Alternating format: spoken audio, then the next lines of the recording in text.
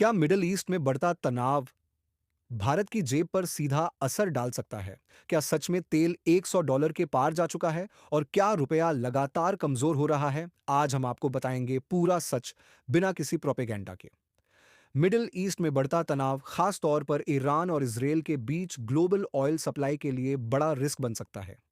अगर हालात बिगड़ते हैं तो इसका असर पूरी दुनिया पर पड़ता है। स्ट्रेट ऑफ हॉर्मूज दुनिया का सबसे अहम ऑयल रूटो है। यहां से लगभग 20% ग्लोबल ऑयल गुजरता है। अगर यह रूट प्रभावित होता है तो सप्लाई चेन हिल सकती है।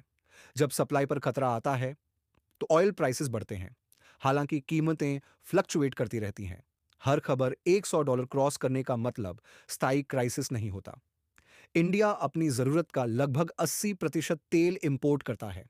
इसलिए ग्लोबल ऑयल प्राइस बढ़ने का सीधा असर भारत पर पड़ता है, जैसे फ्यूल प्राइसेस, एलपीजी कॉस्ट और ट्रांसपोर्टेशन महंगा होना। रुपया कमजोर होने का मतलब है भारत को इंपोर्ट्स के लिए ज्यादा पैसा देना पड़ता है।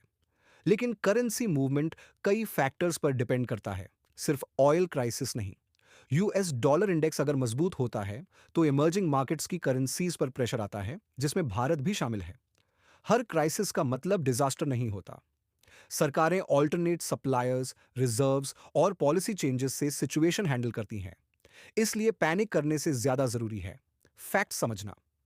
कई बार हेडलाइंस एग्जैजरेट करती हैं, लेकिन सच हमेशा डेटा और ग्राउंड रियलिटी में होता है। इसलिए किसी भी खबर पर विश्वास करने से पहले सोर्स और कॉन्टेक्स्ट जरूर देखें।